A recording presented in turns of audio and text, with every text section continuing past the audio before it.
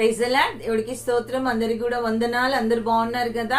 ఈ రోజుంటున్న దేవుని మాట మరి అందరూ కూడా క్షేమంగా ఉండాలని, మీ ప్రార్థనలన్నీ కూడా దేవుడు సఫలపరచాలని, సమాధానపరచాలని, మిమ్మల్ని మీ కుటుంబాలను దేవుడు దీవించాలని, మంచి భవిష్యత్తును దేవుడు అనుగ్రహించి సమాధానం చేత నింపులాగున మనందరం కూడా ముందుకొస్తూ ఈ రోజుంటున్న దేవుని మాట చూసినట్లయితే కీర్తనలు మరి 46:11 ఉంటున్న మాట, సైన్యములకు అధిపతి యెహోవా మనకు తోడై ఉన్నాడు.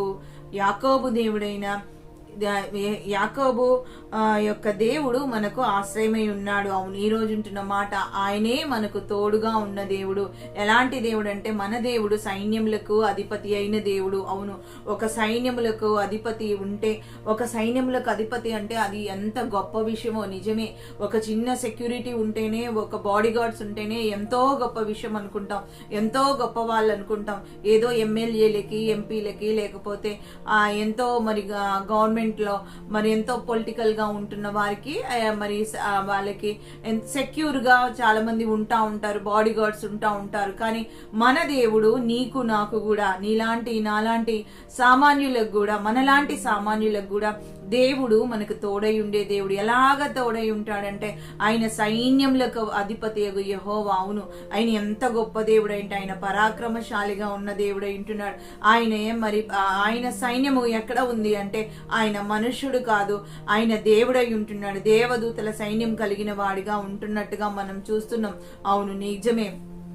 మికాయేలు వచ్చినప్పుడు అవును నిజమే, యుద్ధము చేసేవాడిగా ఉంటున్నట్టుగా మనం చూస్తున్నాం.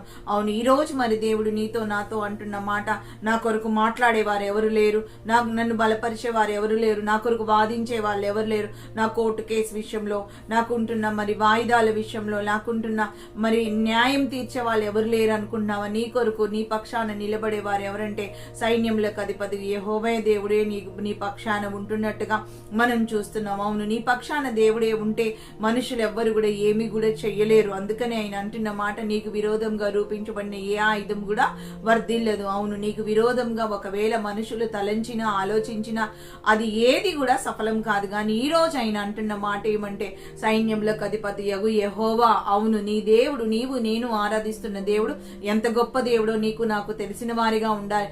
ఆయన సైన్యములకే అధిపతిగా ఉన్నాడు.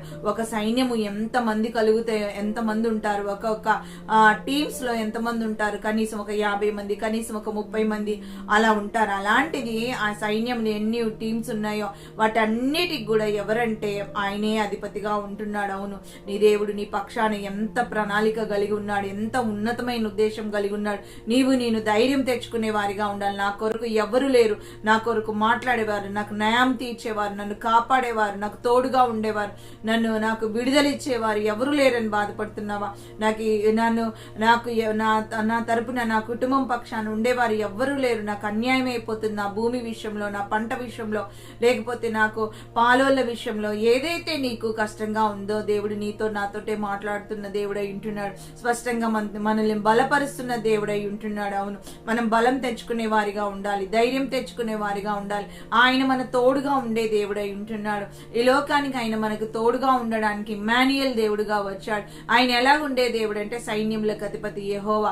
ఆయన చూసినట్లయితే అదే మాట ఆయన స్పష్టంగా యేసయ్యే ఆ మాట అంటున్నట్టుగా ఆయన మనతో మాట్లాడుతున్నట్టుగా మనం చూస్తున్నాం. గెసెమనే తోటలో ఆయన మరి చివరి రాత్రి రోజున మరి ఆయన మరి ప్రార్థన చేసినప్పుడు అక్కడ యేసయ్యను మరి పట్టించడానికి ఇస్కరియోతు యోధ మరి 31 వెండి నాణాలకి మరి పట్టించినట్టుగా మనం చూస్తున్నాం. అయితే అక్కడ ఉంటున్న వారందరూ కూడా సైనికులు వచ్చినప్పుడు యేసయ్యని పట్టుకొని వెళ్ళడానికి సైనికులు అక్కడికి వచ్చినప్పుడు అక్కడ జరిగిన విషయం ఏమంటే, అక్కడ ఉంటుంది ఎవరెవరంటే శిష్యులుగా ఉంటున్నది పేతురు, యాకోబు, యోహాను. అవును, పేతురు దగ్గర కత్తున్నట్టుగా మనం చూస్తున్నాం. పేతురు దేవుణ్ణే కాపాడాలనుకున్నాడు. అవును, నిజమే. కొన్నిసార్లు మనం ఏమనుకుంటామంటే మనం దేవునికే సహాయం చేయాలనుకుంటున్నాం, కానీ దేవుడికి తెలియకుండా ఏది జరగట్లేదని, దేవుడికి సమస్తం తెలుసని, మరి ఆయన ఇందుకొరకే వచ్చాడని, ఆయన ఇందుకొరకే సిద్ధపడుతున్నాడని, బలియాగం కొరకు వచ్చాడని పేతురుకి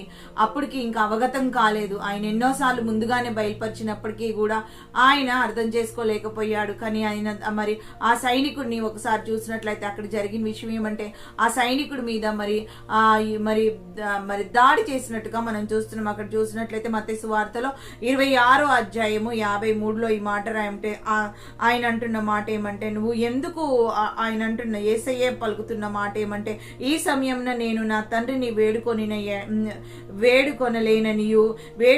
ఎడల ఆయన 12 సేనా వ్యూహంల కంటే ఎక్కువ మంది దూతలను ఇప్పుడే నాకు పంపడానియు నీవనుకొనుచున్నావా? నువ్వు ఎందుకు అనుకుంటున్నావు పేతురు? 12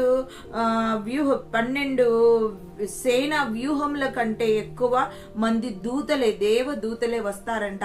నేను ఒకవేళ వేడుకుంటే నా తండ్రి నాకు పంపడు అనుకుంటున్నావా? పేతురు ఎందుకు తొందరపడుతున్నావు అనేసి ఆయన అక్కడ ఉంటున్నట్టుగా మనం అక్కడ చూస్తున్నాం.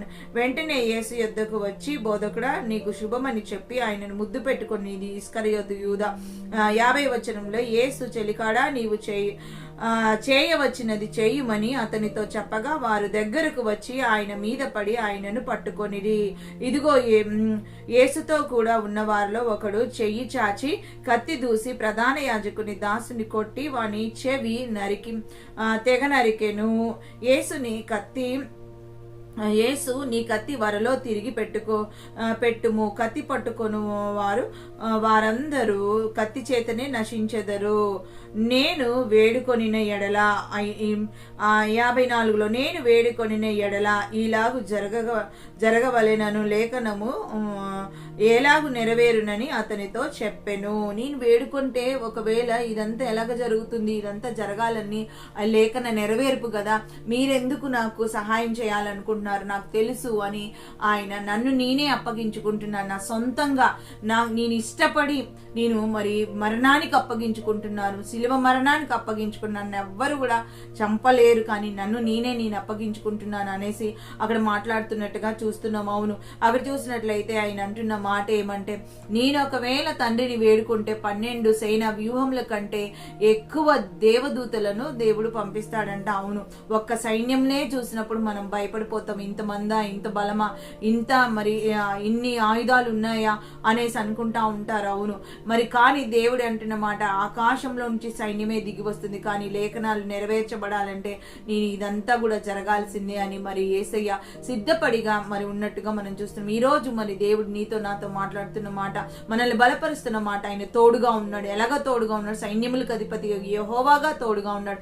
ఎలాగ తోడుగా ఉన్నాడు? యాకోబు దేవుడిగా తోడుగా ఉన్నాడు. యాకోబు ఎవరైతే మూల పురుషులుగా ఉంటున్నారో, అబ్రహాము, ఇస్సాకు, యాకోబు, వీరు ముగ్గురు తండ్రి, కుమార, పరిశుద్ధాత్మ లాగా మరి వీళ్ళు ముగ్గురు కూడా మరి మూల పురుషులుగా దేవుడు ఎన్నుకున్నట్టుగా మనం చూస్తున్నాం. ఆయన మాట మార్చే దేవుడు కాదు, ఆయన పిలువబడే దేవుడు. అబ్రహాము దేవుడని పిలువబడేవాడు, యాకోబు దేవుడని, ఇస్సాకు దేవుడని పిలువబడేవారు. మరి ఆయన ఎంత గొప్ప దేవుడు అంటే, అబ్రహాము దేవుడే నీకు తోడుగా ఉంటే, యాకోబు దేవుడే నీకు తోడుగా ఉంటే, ఇస్సాకు దేవుడే నీకు తోడుగా ఉంటే నీకు భయపడాల్సిన అవసరమే లేదు. గనుక ఇటు కృప దేవుడు అనుగ్రహించాలని, ఈ దినచర్యంలో తోడుగా ఉండులాగున, ప్రతి పనిలో కూడా దేవుడు ముందుబడి జరిగించలాగున, ప్రయాణంలో తోడుగా ఉండలాగున. ఈ రోజు మ్యారేజ్ డే, బర్త్డే ఎవరిదైతే సెలబ్రేషన్స్ వారిని జ్ఞాపకం చేసుకునేలాగున, మెమరబుల్ డే ఉంది వారిని జ్ఞాపకం చేసుకుని, హాస్పిటల్లో ఉన్న ప్రతి ఒక్కరిని దేవుడు ముట్టులాగున, స్వస్థపరచులాగున, మనందరం కూడా ముందుకు వస్తూ చిన్న ప్రార్థన చేసుకొని మన ప్రార్థనలన్నీ దేవుడు నెరవేర్చి అంగీకరించి ఆమోద ముద్ర వేయలాగున చిన్న ప్రార్థన చేసుకుందాం. యేసయ్యా నీకు వందనాలు, ఈ దినచర్య అంతటిని నీ చేతులకు అప్పచెప్తున్నామయ్యా.